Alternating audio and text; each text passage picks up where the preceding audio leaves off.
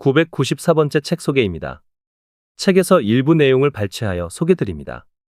책 제목, 피벗의 시대 2025년 경제전망. 저자 김광석. 출판일 2024년 9월 30일.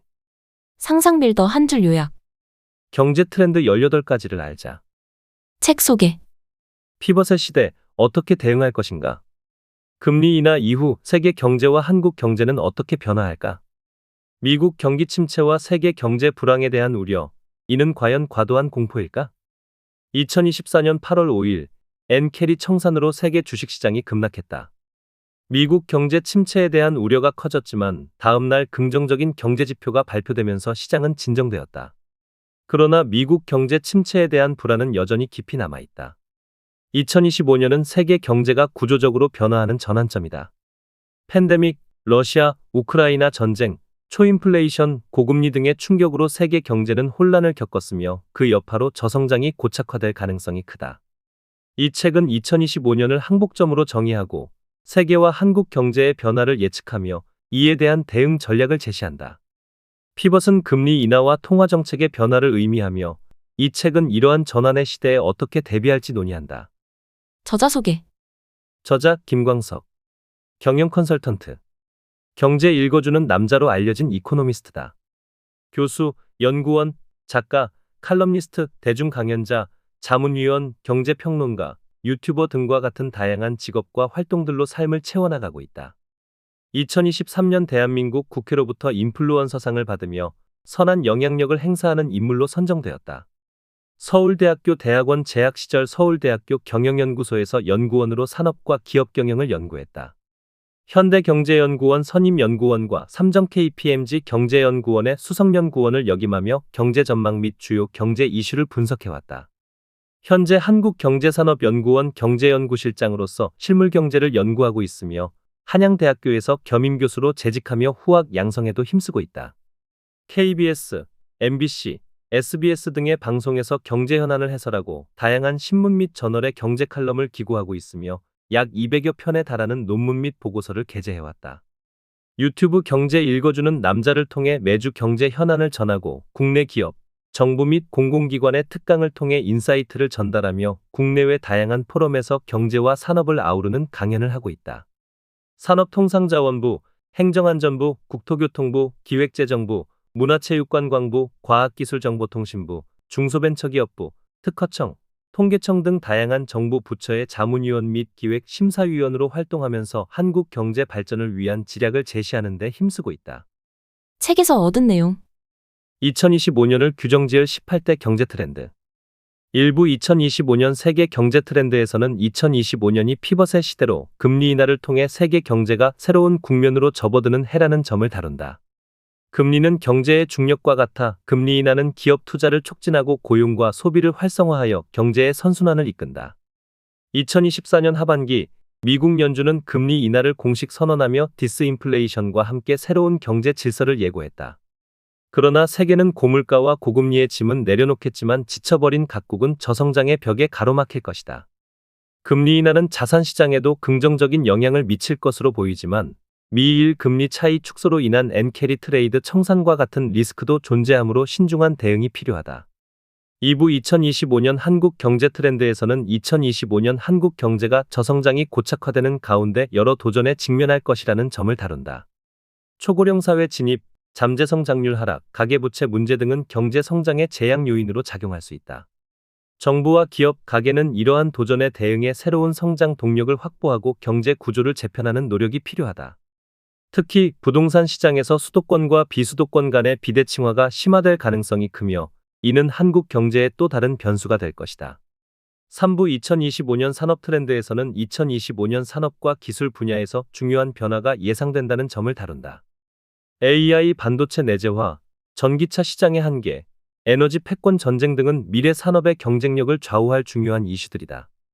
빅테크 기업들이 AI 반도체를 자체 개발하며 치열한 경쟁을 벌일 것으로 보이며 전기차 시장은 보조금 축소와 출혈 경쟁으로 인해 새로운 도전에 직면할 것이다. 또한 지정학적 리스크로 인해 에너지 안보와 패권을 둘러싼 갈등이 심화될 가능성도 크다. 4부에서는 2025년을 맞아 가계, 기업, 정부가 각각의 전략적 대응이 필요하다는 점을 강조한다. 가계는 금리 인하 이후의 자산시장 변화를 주의 깊게 살펴야 하며 기업은 신사업과 신시장 진출을 통해 새로운 기회를 모색해야 한다. 정부는 자산 양극화와 금융 불안을 최소화하기 위한 정책을 마련해야 하며 유망한 신흥국들과의 협력을 통해 경제 성장을 도모해야 한다. 이 책은 이러한 대응 전략을 제시해 독자들이 다가오는 경제 변화에 대비할 수 있도록 돕는다. 거시경제 변화를 일상의 경제로 녹여낸 저자의 7번째 경제전망서. 2021년 경제전망에서는 2020년 코로나 팬데믹의 혼돈에서 벗어나 새로운 기회를 모색하는 방법을 다루었고, 2022년 경제전망에서는 허물어지는 기존 질서와 그로 인한 구조적 변화를 심도 있게 분석했다. 2023년 경제전망에서는 40년 만에 찾아온 인플레이션과 금리 인상이 초래한 긴축의 시대에 대한 설명이 중심을 이루었다. 2024년 경제전망에서는 긴축의 후유증으로 나타난 인플레이션과 고금리가 불러온 스태그플레이션에 대해 다루었다. 이번 2025년 경제전망에서는 마침내 긴축이 끝나고 완화로 전환되는 피벗의 시대에 어떻게 대응해야 할지에 대해 심도 있게 탐구했다. 경제는 험상궂고 일상은 험난하다. 식당을 운영하는 할머니도 월급쟁이 청년도 모두의 하루가 가시밭길이다. 가스도, 전기도, 재료비까지 몽땅 올라도 국밥 가격을 올리면 단골 손님이 떠날까 봐 올리지 못한다. 임대료다, 원리금이다, 다달이 내야 할 건 많은데 손님이 뚝 끊기니 할머니는 가게 밖만 바라본다. 가게 밖을 서성이는 월급쟁이 청년도 사정은 마찬가지다. 점심 메뉴는 기껏 국밥 아니면 김밥인데도 가격을 따진다. 월급은 제자리인데 오른 식당 가격표를 원망하고 있다. 이 책은 험상궂은 경제와 험난한 일상을 그대로 담았다. 치솟는 물가, 높은 이자 부담, 줄어드는 매출 등이 전부 험상궂은 경제다. 중소기업은 청년을 원하지만 청년은 대기업을 희망한다.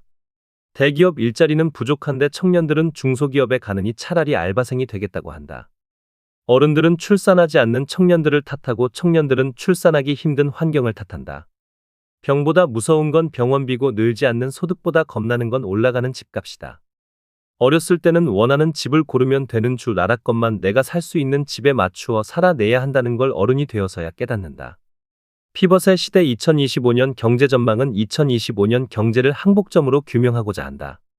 필자는 매년 경제전망서를 발간하면서 그 해를 하나의 점으로 표현해왔다. 점들을 이으면 하나의 선이 되듯 독자들이 이 책을 통해 경제의 흐름을 읽었으면 하는 바람에서다. 나뭇가지는 힘을 받으면 구부러지다 힘을 빼면 원래 상태로 돌아간다. 그러다 한계점 이상의 힘을 받으면 결국 부러지고 만다. 부러지면 원래 상태로 돌아갈 수 없다. 그 한계점을 물리학에서는 항복점이라고 한다. 2020년부터 2024년까지 최근 5년 동안 세계 경제에는 커다란 이벤트들이 중첩되어 발생했다. 팬데믹 경제위기, 러시아 우크라이나 전쟁, 중동 분쟁, 초인플레이션, 고강도 금리 인상과 같은 한계점을 넘어선 충격이 쉼없이 작용하다 보니 세계 경제가 그만 뒤틀려 버렸다. 2025년의 세계 경제는 2020년 이전의 고성장으로 돌아가지 못한 채 저성장 고착화되는 항복점을 맞이할 것이다. 2025년은 피벗 패배 대시대다. 피벗은 방향 전환을 뜻한다. 기준금리를 인상만 해왔던 세계 각국이 점차 인하 쪽으로 통화정책의 기조를 전환한다는 의미다. 2020-2021년에 세계 각국은 팬데믹 경제위기를 겪으며 금리 인하를 통해 경기를 부양하고자 했다. 이른바 완화의 시대였다. 그 결과로 자산 가치가 폭등했다. 반대로 2022년부터 2024년 중반까지는 긴축의 시대였다. 41년 만에 고물가에 당황한 세계 주요국 중앙은행들은 서둘러 금리를 인상했다. 이후 주식과 부동산 시장은 조정기를 맞이했다. 2024년 하반기부터 2025년은 피벗의 시대가 될 전망이다. 물가 상승률이 목표 수준인 2%에 근접해지면서 기준금리를 점진적으로 인하하는 시대를 맞을 것이다. 세계 각국은 중앙은행이 생각하는 중립금리를 향해 통화정책을 정상화해 나갈 것이다. 물결과 물장구를 구분하라. 거대한 물결과 어린아이가 치는 물장구는 다르다. 피벗의 시대에는 기조적인 변화 그리고 물장구와 같은 파동이 있을 것이다. 금융시장의 변동성은 더 심해질 전망이다. 경기 침체와 엔캐리 청산에 대한 공포감에 자칫 흔들릴 수 있다. 그러나 시대의 변화, 거스를 수 없는 변화를 읽는다면 물장구 같은 파동에 흔들리지 않을 수 있다. 자라와 소뚜껑은 다르다.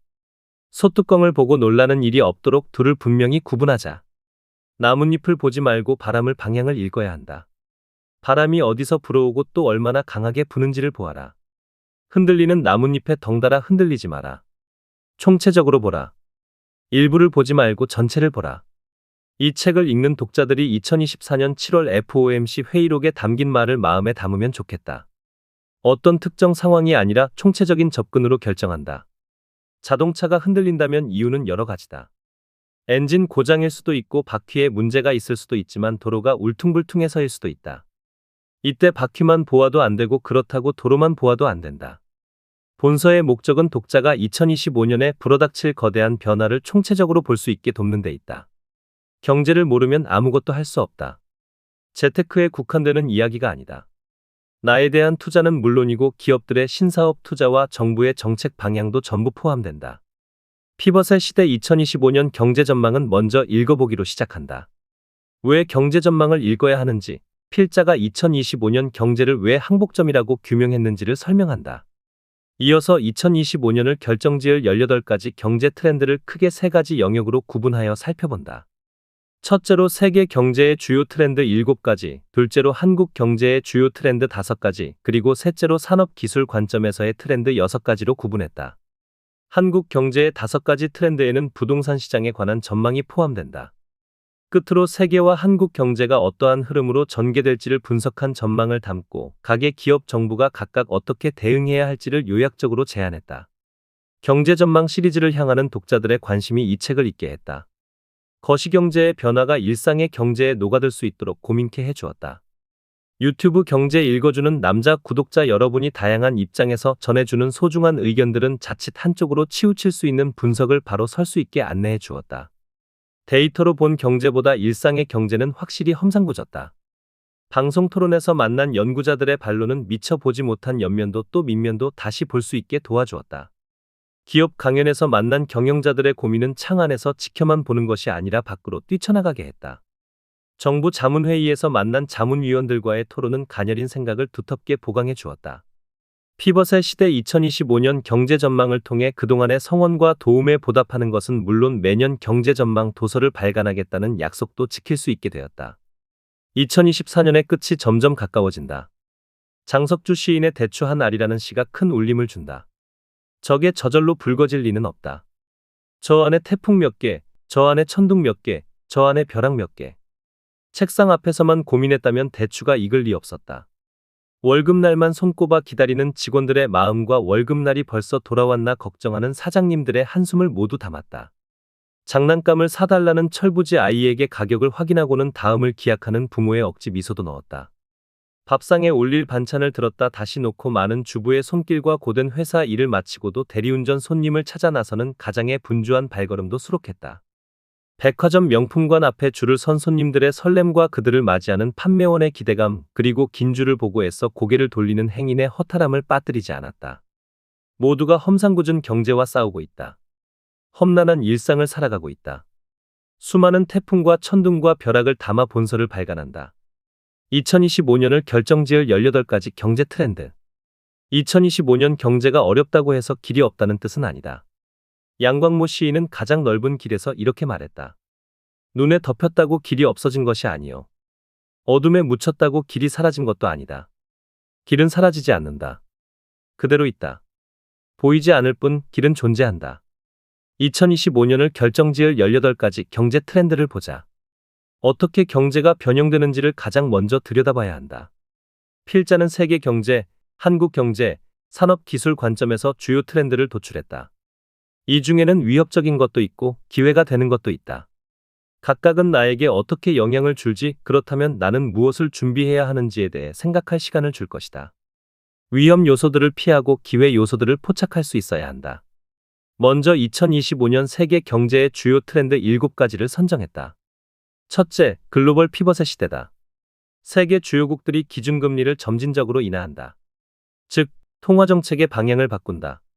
둘째, 일본은 마이너스 금리를 마감하고 점진적으로 기준금리를 인상하는 역피벗의 시대를 맞는다.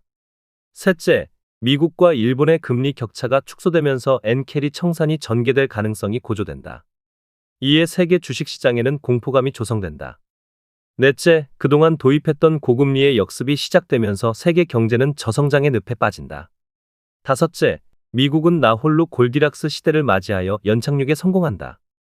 여섯째, 미국 대선 이후에 미국 경제에 전 세계가 주목하고 해리스노믹스와 트럼프 2.0 시나리오에 대응한다. 일곱째, 세계 주요국이 관세 및 비관세 장벽을 경쟁적으로 도입하는 극단적 보호무역주의 시대가 온다. 다음으로 2025년 한국 경제 주요 트렌드 5가지를 선정했다.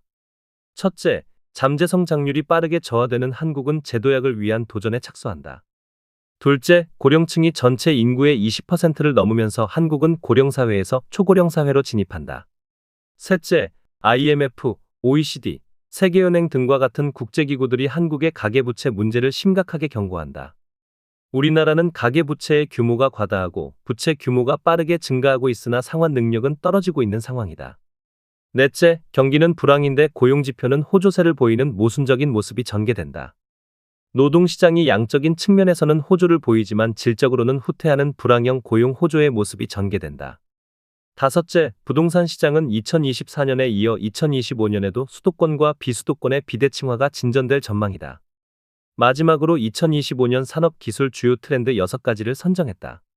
첫째, 빅테크 기업들이 경쟁력 확보를 위해 AI 반도체 자체 개발에 나선다. AI 반도체 시장은 성장하지만 시장 내 기업들은 치열한 경쟁을 벌인다.